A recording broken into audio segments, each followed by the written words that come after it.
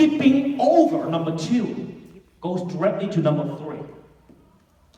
So my recommendation for you is that, well, you know what? Hold on to that. Once you max out the matching, once you hit what they match you, you need to find a way to get into number 2 right away before you go to number 3.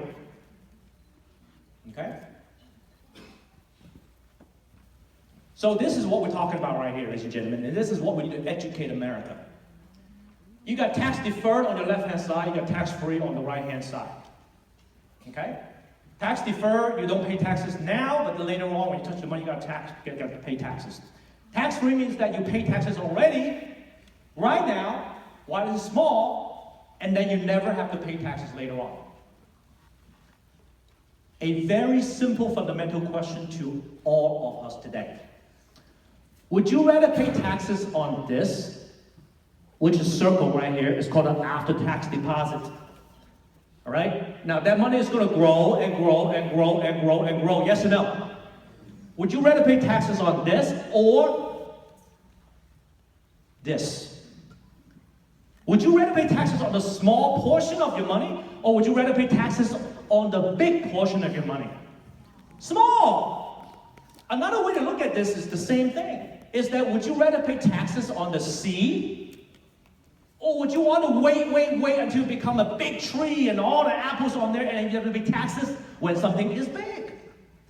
Of course, you want to pay taxes when it's small. And that's exactly what I want to make sure that we understand.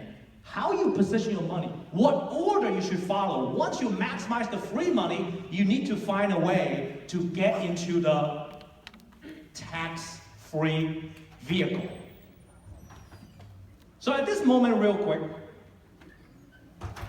I want you guys to understand that all those tax-deferred vehicles, such as your 401k or your SET IRA, is it tax-free or is it delaying taxes?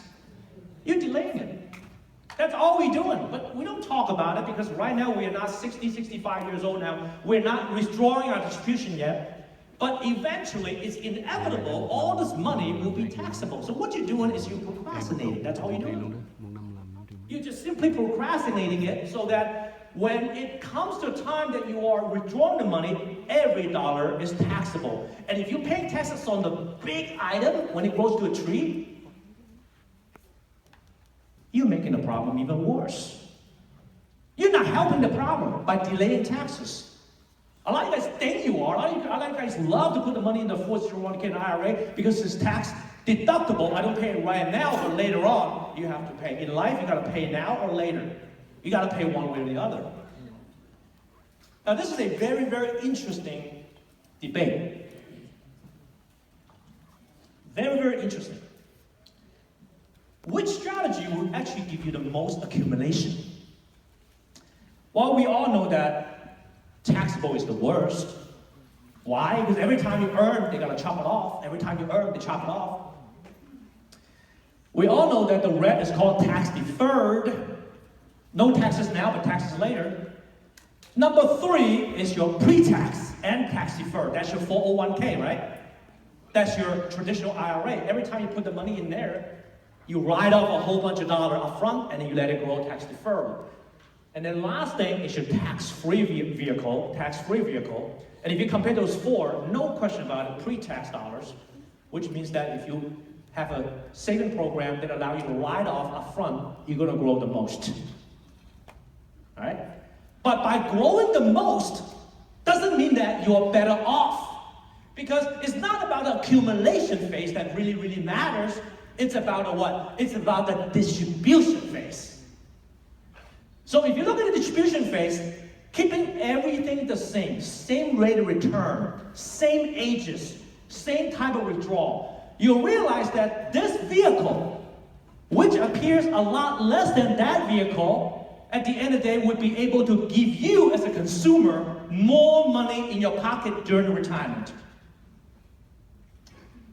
Why? Because every dollar I take out from my tax-free vehicle, I get all of that. Every dollar I take out from my pre-tax vehicle, a big chunk of it is gone to Uncle Sam. Make sense to you? So that is a very, very powerful and an interesting phenomenon for all of us to really grasp and understand. Accumulating more doesn't mean that you're going to get more if you take into consideration of taxation. And here we model it based on 35% taxes. What if the taxes is going to be at 40 or 45 or 50 or 60 down the road? So you get my point. The point is, once you hit that matching on your 401k, you need to get into the tax-free world. But where do you find a tax-free world? Well, there is really 3 vehicles right now in America. Okay, I don't know about in Europe or in China or in Asia or in Africa, but in America right now, there is 3 vehicles right now you can find tax-free income. Municipal bonds, Roth IRA, and life insurance cash value. Now, for the time being, I'm not going to mention municipal bond for the time being, okay? But I will go back to it. Now, how many of you guys familiar with at least 2 of the 3 items that I put on the board right now? At least 2 of the 3. Raise your hand high. So I want to gauge the experience of my audience in here, okay? How about at least 1 out of 3? You actually know what I'm talking about. At least 1 out of 3. Well, I should see more hands raised up, shouldn't be I? All right? How about 3 out of 3? Anybody familiar with 3 out of 3? Okay, fantastic. Now, so I keep my municipal bond at the, I'll come back to it, but let's talk about Roth IRA and life insurance. Roth IRA. Roth IRA is a vehicle where you can put on your retirement account. It is a after-tax contribution, but it is a tax-free distribution. All right? It is a type of product that fits into smart money order number 2, tax-free. $5,500 contribution right now. If you're over 50 years old, it's $6,500. Your income limit cannot be over $133,000. It starts to phase out at 118 this year.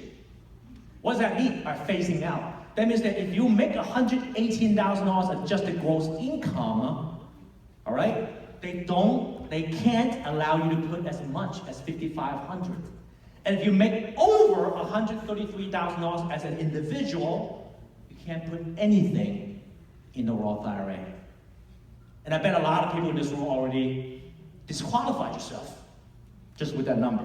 And if you join, there's a different set of numbers. But when you take the money out from your Roth IRA, it's got to be in there for minimum 5 years. It's got to be 59.5 years old. Or income taxes and 10% penalty is going to apply. So there's restrictions on how you use that Roth IRA income. Now, we're not talking about the principal. The principal is always tax penalty free because you already paid tax on it. I'm talking about the earnings, so keep that in mind.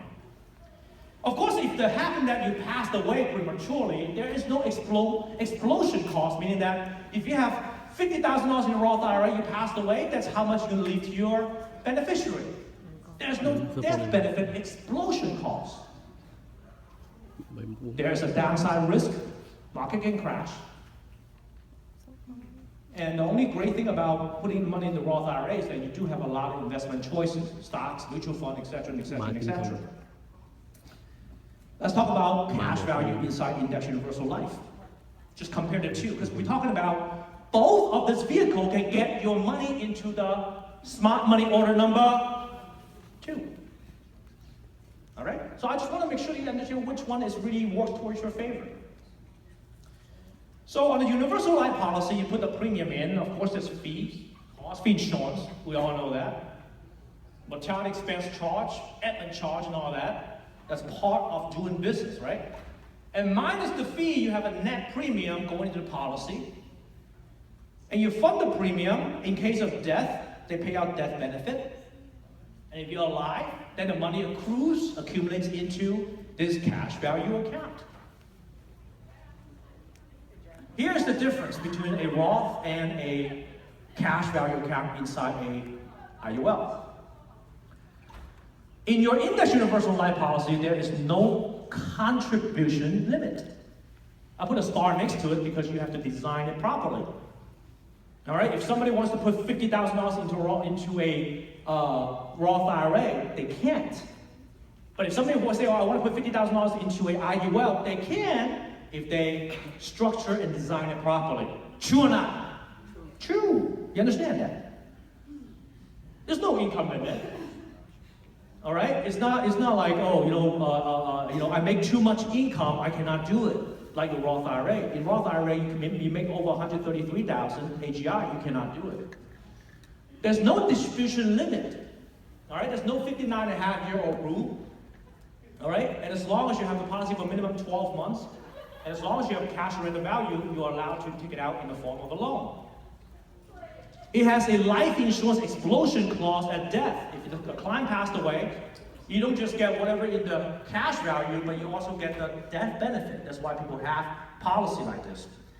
Downside protection, upside potential, a feature of Index Universal Life. Yes, you don't have any investment choices. All right, your choices are, you don't have a choice. As a matter of fact, if you buy an IUL, they will tie your income, they will tie your earning to the S&P 500. Sometimes less is more. Simplicity, it actually works most of the time for our consumers. If I put you in front of a choice to pick a mutual fund, there's about 500,000 mutual funds around there, all this different sector. Sometimes it's better for you to say, well, just show me what works the best. And historically, S&P 500